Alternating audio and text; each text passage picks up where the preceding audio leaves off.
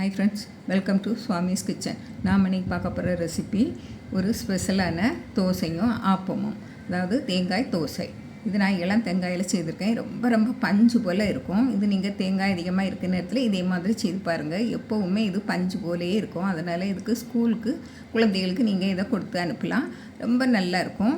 இது நான் எந்த பேக்கிங் சோடா, ஈஸ்ட் எதுவும் சேர்க்கல. நம்ம இதை எப்படி செய்துடலான்னு பார்த்துருவோம். நான் ஒரு கப்பு பச்சரிசி எடுத்துருக்கேன். ரேஷன் பச்சரிசி தான். அதை நல்லா சுத்தப்படுத்தி எடுத்துடுங்க.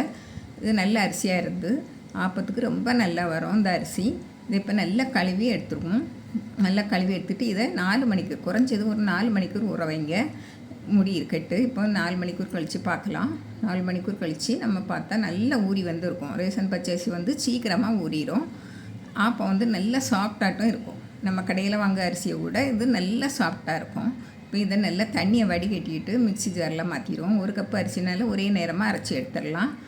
இப்போ இதுக்கு நான் அந்த கப்பில் தான் ஒரு கப்பு அரிசி எடுத்திருக்கேன். இதுக்கு அரை கப்பு கொஞ்சம் கூடுதல் தேங்காய், அதாவது இளம் தேங்காய் இருக்குது. நீங்கள் எந்த தேங்காயும் போடலாம். நான் இளம் தேங்காய் தான் போட்டிருக்கேன். அதில் அதிகமாக இருந்தனால நான் செய்திருக்கேன். பாருங்கள், இதை போட்டுட்டு 1/4 கப்பு சாதம், அதாவது நம்ம கஞ்சி காய்ப்பாங்க, இந்த அரிசியை எடுத்து போட்டு கஞ்சி காய்ப்பாங்க, அதுக்கு பதிலாட்டு நம்ம இந்த சாதம் போட்டுக்கலாம். 1/4 கப்பு சாதம் போட்டு நம்ம தேங்காய் உடைச்ச தண்ணி இருந்தாலும் அதையும் விட்டு கொஞ்சம் தண்ணி விட்டு நல்லா நைஸாக, எவ்வளவு நைஸாக அரைக்க முடியுமோ அவ்வளவு நைஸாக அரைச்சிருங்க. பாருங்கள், எப்படி இருக்கணும், நல்லா நைஸாக இருக்கணும். இதை ஒரு பாத்திரத்தில் மாற்றிடுவோம். பாருங்கள், எல்லாம் விட்டாச்சு.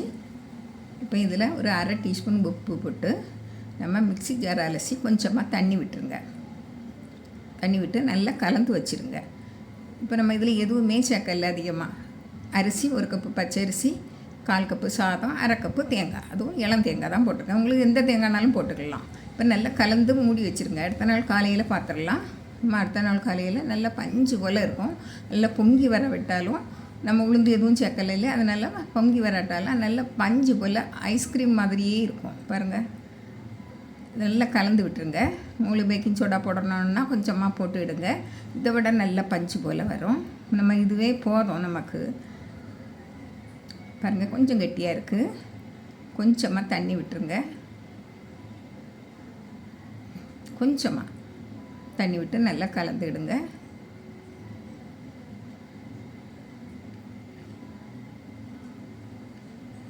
பாருங்கள், ரொம்ப பஞ்சு போல் இருக்கும்.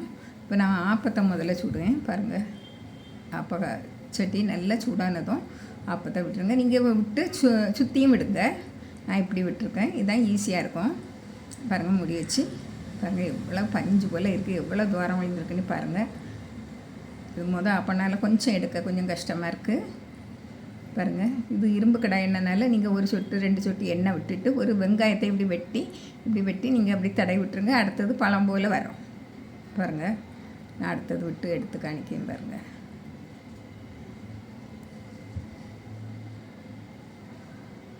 பாருங்கள், இதுமாதிரி எடுத்து காணிக்கேன். நல்லா பழம் போல் வரும். நம்ம இரும்பு சட்டியில் நீங்கள் அப்படி பழக்கணுன்னா இந்த வெங்காயத்தை அப்படி தடவி விட்டியலான்னா செம்மையாக வந்துடும். அழகாக பஞ்சு போல் வரும். பாருங்கள், இவ்வளோ பஞ்சு போல் இருக்குது. இப்போ நம்ம தோசைக்கல், இதே தோசைக்கல்லையும் சுடலாம். உங்களுக்கு இப்படி ரொம்ப விரிக்க வேண்டாம். அப்படியே வச்சு இதை எப்படி எவ்வளவு பபிள்ஸு, எவ்வளவு துவாரங்கள் விழுவுன்னு பாருங்கள். நான் மூடி வச்சு காணிக்கேன்.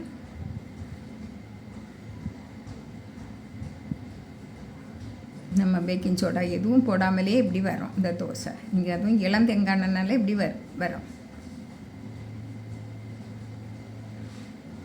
எங்கள் ஊர் சைட்லலாம் இதை அதிகமாக செய்வாங்க, தேங்காய் சேர்த்து ஆப்பம் தோசை. பாருங்கள், இதையும் எடுத்துருங்க. இதே மாதிரி எல்லாமே சுட்டு எடுத்துடலாம். இதுக்கு தக்காளி சட்னி, தேங்காய் சட்னி, நம்ம தேங்காய் அதிகமாக சேர்த்துருக்கனால அதிகமாக தேவையில்லை. தேங்காய் சட்னி, பருப்பு சட்னி அப்படி வச்சு சாப்பிட்லாம். ரொம்ப டேஸ்ட்டாக இருக்கும். எவ்வளோ பஞ்சு போல் இருக்குது பாருங்கள்.